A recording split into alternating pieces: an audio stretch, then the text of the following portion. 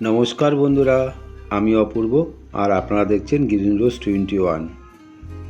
বন্ধুরা, আজকে জানবো আমরা চা পাতার ব্যবহার আর এই চা পাতার ব্যবহার করলে গাছের কি উপকার আছে।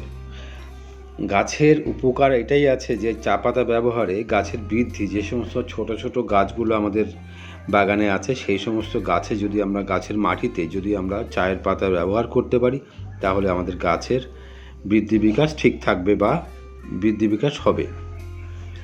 আর চা পাতার মধ্যে আছে নাইট্রোজেন, আর এই নাইট্রোজেনে কি হয়, গাছের বৃদ্ধি বিকাশ ভালো করার জন্য বা গাছের ডালপালা শক্ত করার জন্য আমরা চা পাতা নাইট্রোজেন আছে, তাই আমরা চা পাতা গাছের মাটিতে ব্যবহার করতে পারি। আবার কি করতে পারি, চা পাতা জাল দেওয়ার পরে সেই জল ঠান্ডা করেও আমরা গাছের মাটিতে ব্যবহার করতে পারি।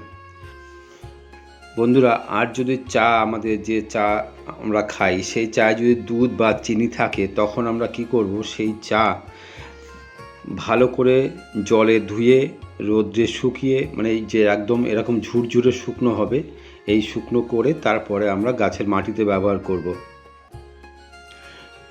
যাতে দুধ বা চিনি এই চা পাতার ভিতরে না থাকে। সেই জন্য আমাকে বারে বারে ধুতে হবে, ধুয়ে পরিষ্কার করে তারপরে রোদে শুকিয়ে আমরা গাছের মাটিতে ব্যবহার করতে পারি। অথবা যখন আমাদের প্রখর রৌদ্রের তাপ থাকে তখন আমরা এই চা পাতা একটা লেয়ার গাছের গোড়ায়, মানে গাছের মাটিতে যদি আমরা দিয়ে দিই তাহলে মালচিংয়ের কাজ করে সেই চা পাতার লেয়ারে, আর গাছের মাটিটা চট করে শুকিয়ে যায় না। অথবা যখন আমরা গাছের মাটি তৈরি করি সেই মাটিতে যদি আমরা চা পাতা ব্যবহার করি তাহলে কিন্তু গাছের মাটি উর্বর হয়, একটু ঝুরঝুরে হয়, গাছের ব্যবহার সেই মাটিতে গাছের বৃদ্ধি বিকাশ ভালো হয়। সেই জন্য আমরা চা পাতা এইভাবেও ব্যবহার করতে পারি। আবার শুধু চা পাতা গাছের মাটিতে ব্যবহার করলে কিন্তু গাছের বৃদ্ধি বিকাশ হবে না, তার সাথে আমাদের অন্য উপাদানও ব্যবহার করতে হবে এই চা পাতার সাথে। বন্ধুরা, আবার এই চা পাতা এনে যদি আমি জলের মধ্যে ভিজিয়ে রাখি তাহলে সেই জল গাছে, যে সমস্ত গাছের বৃদ্ধি বিকাশ হচ্ছে না, তখন আমরা সেই জল গাছের মাটিতে ব্যবহার করলে সেই গাছের বৃদ্ধি ঠিক থাকবে।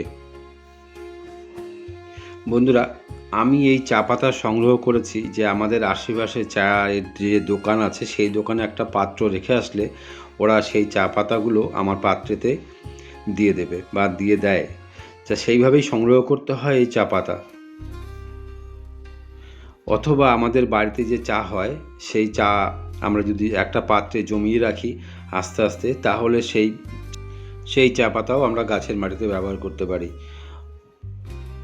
আর আমাদের বাড়িতে বাগানে যে সমস্ত ছোট ছোট গাছগুলো আছে, যে সমস্ত গাছের আমরা মনে করব যে বৃদ্ধি বিকাশ খুব প্রয়োজন, সেই সমস্ত গাছেই যদি আমরা চা পাতা ব্যবহার করি তাহলে আমাদের গাছের বৃদ্ধি বিকাশ ঠিক থাকবে।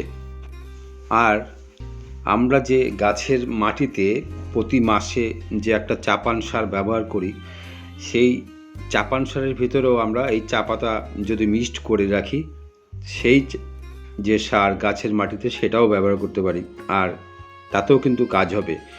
যদি আমরা একটু যদি চা পাতা বেশি বা কম হয়ে যায় তাহলে কোনো ক্ষতি হবে না, কারণ এটা সম্পূর্ণ জৈব উপাদান।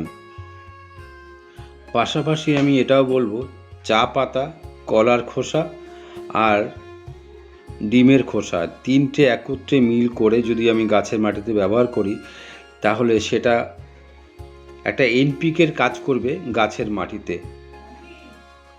প্রসঙ্গটা আরও একবার, চা পাতা, কলার খোসা আর ডিমের খোসা এই তিনটে একত্রে সম পরিমাণ নিয়ে যদি আমি গাছের মাটিতে ব্যবহার করি তাহলে এনপিকের কাজ করবে। আর সেটা যদি চা পাতা হয় বা গুঁড়ো যে চা পাতা সেটা হলেও হবে, অথবা যে এখন অন্যরকম চা পাতা, যে কোনো চা পাতা হলেই হবে। আর সেটাই যদি ধুয়ে ভালো করে পরিষ্কার করে আমরা যদি গাছের মাটিতে ব্যবহার করি তাহলেও গাছের বৃদ্ধিতে সাহায্য করবে। আজকে বন্ধুরা এই পর্যন্তই, আবার কথা হবে নতুন কোনো ভিডিওতে। নমস্কার, ভালো থাকবেন।